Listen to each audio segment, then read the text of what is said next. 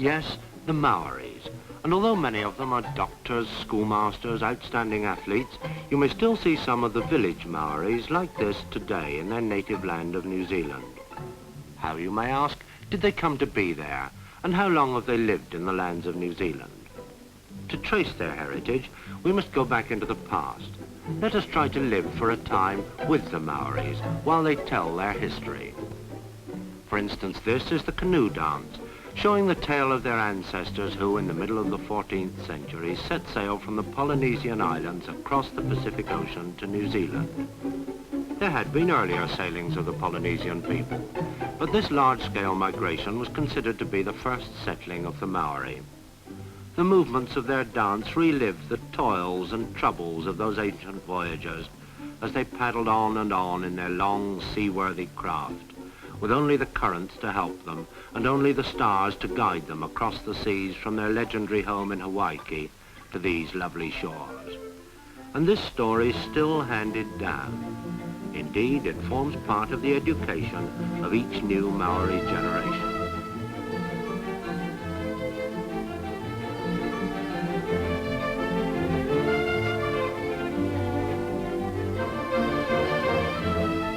Atapo, atapo, the Maori word for dawn.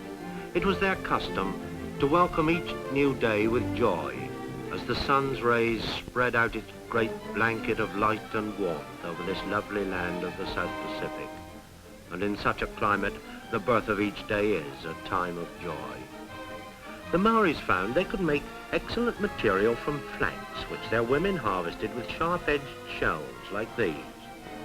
How many of us would leave the office stool for a place in the sun with one sharp-edged shell and a thick growth of flax to harvest? One of the many things they weave from the flax is the basket, which they make in a wide range of sizes for various purposes.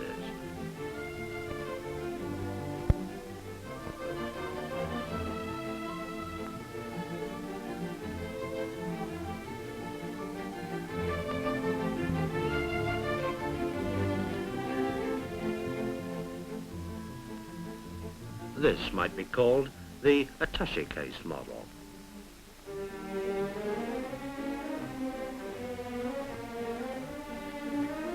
Making a wariki, or Maori carpet, requires much skill and patience, and since one pair of hands isn't sufficient, they use a toe hold.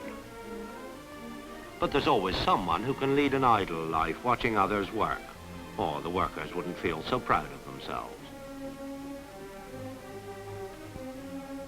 The traditional Maori greeting consists of clasping hands and pressing noses. Kissing isn't their custom, not as a greeting at any rate. The wariki is spread out for the guests to sit on.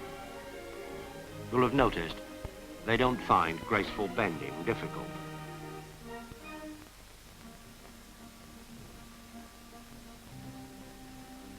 And apparently the feminine institution of a cozy gossip on the front porch is a Maori custom too.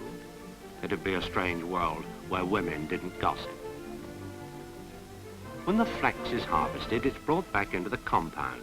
And now, in contrast to machine-produced fabrics and garments, let's look at a more primitive form of dressmaking and see how the piu-piu is made. That's the skirt the Maoris wear for their posture dance. It's interesting to see how these leaves are cut to form a pattern. They're nicked through at regular intervals with that same sharp-edged shell. Then scraped bare in alternate sections to form a design.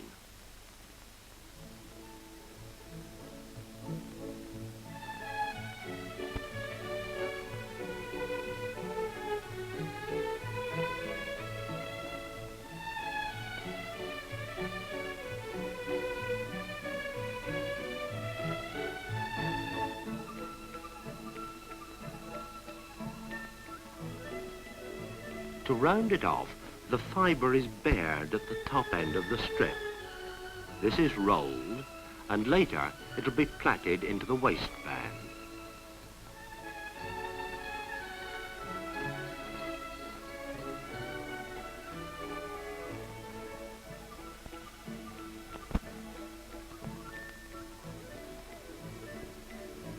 the Maori beauty is as sure of herself as any other, and just as ready for the latest scandal.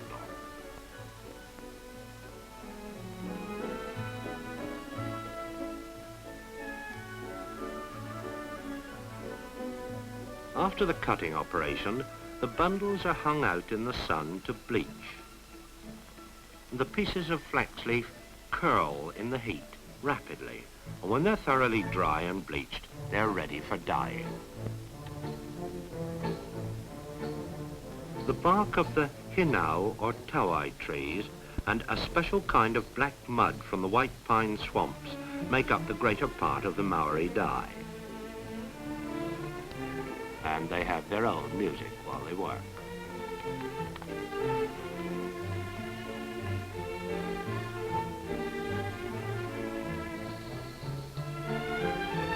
This mixture makes a jet black dye which is absolutely permanent. But if you're tempted to try it instead of modern dyes, perhaps I ought to tell you that in time it rots the material to dust, not the best of dress materials. The actual dye works are very simple indeed, merely pits in the ground. In the first of them is a solution of bark seeped in water.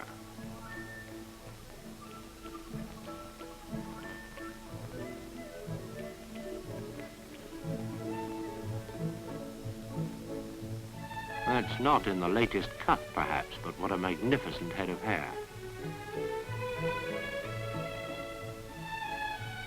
After a time, the strips are taken out of the first pit and immersed in the peculiar black mud.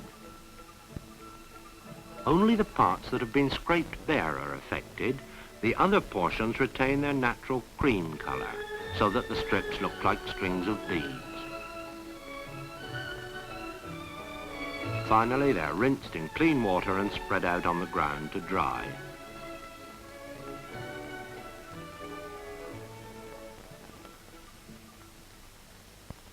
And this is a dressmaking job no sewing machine could do. Here is the finished garment, and this, madam, is in size 38.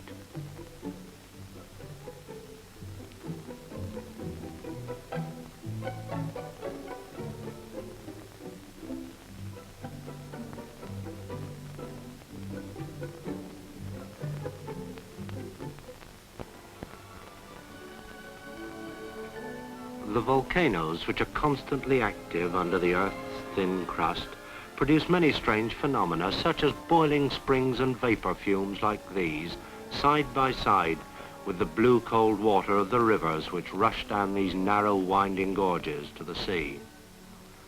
The Maoris take full advantage of this wonderland of nature in their leisure time, swimming in Earth's natural swimming pools.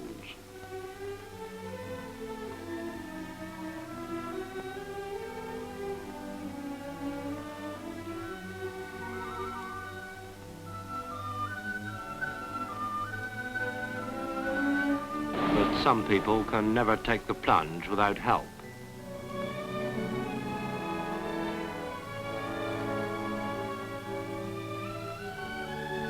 This is a slightly more active method of fishing than sitting at the end of a rod.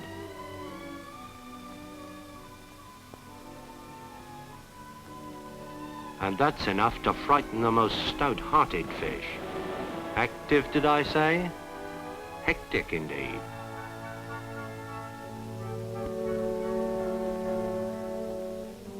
If the expert angler might consider their methods primitive, just look at this couple's bag, big enough to make a wonderful fisherman's tale at the local or its Maori equivalent.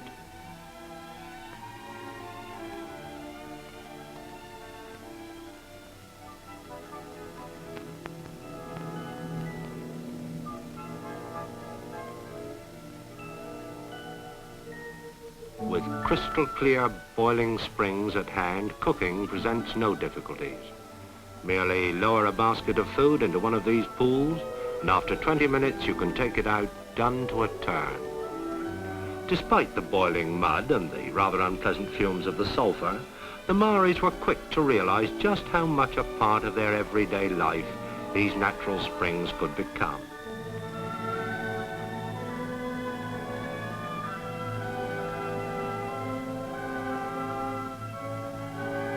Now, having used the hot spring as a boiler, this girl fills her calabash with cold spring water, which will be used for a different method of cooking.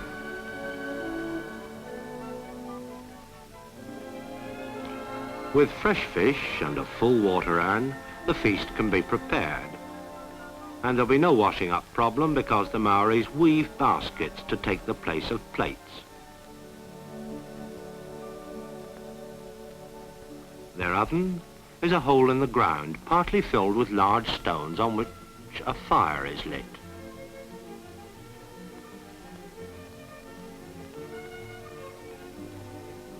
When the stones are hot enough, the fire is removed, the ashes brushed away, and the stones are washed. The feast is then placed in the oven and kept in place by a bottomless basket of flanks.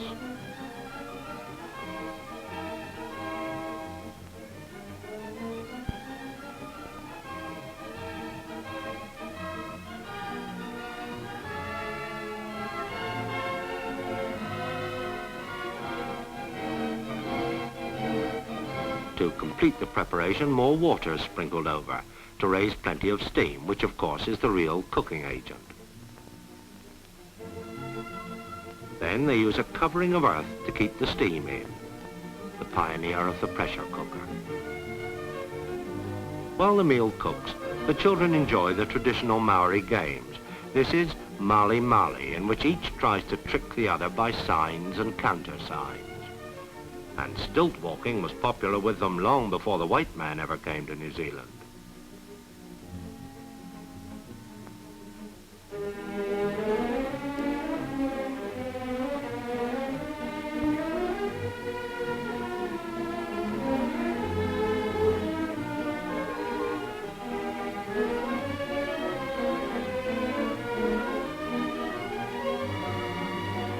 After an hour, the dinner's cooked.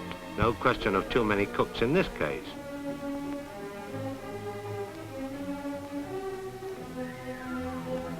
And the meal they uncover is every bit as choice and appetizing as a steak.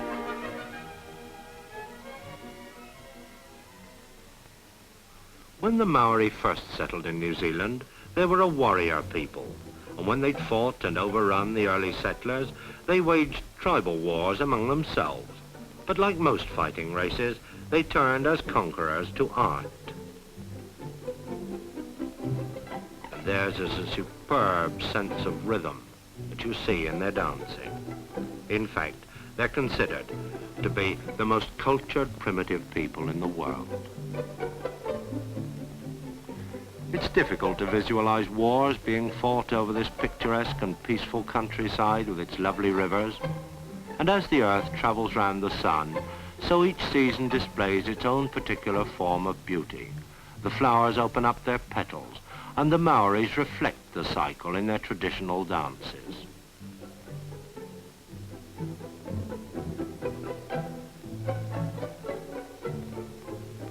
For them, water music is authentic and at the same time a perfect backdrop.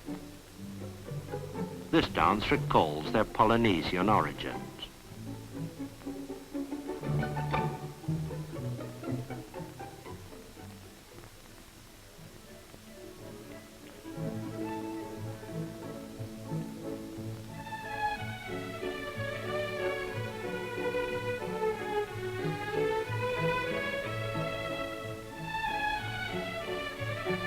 Behind the Maori, the white man also sailed these seas, in very different craft from the Maoris, but the turbulent waters of the Pacific set a hard task even to English seamen, when in the late 18th century, Captain Cook reached the lovely shores of New Zealand.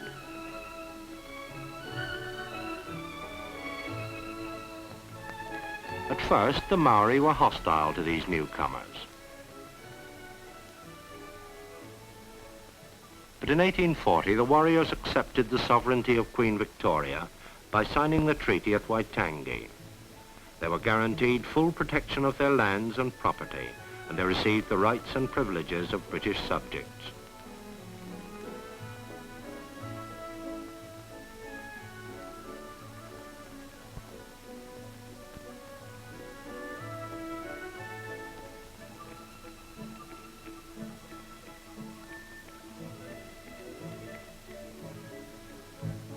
tribal wars were ended.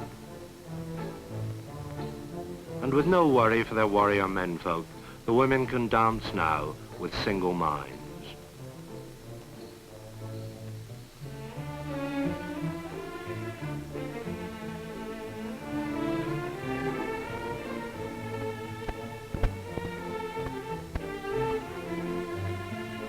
That rhythm, beauty, joy, and the pattern of a simple but rich tradition linger in our minds as we leave these unspoiled people in their lovely land.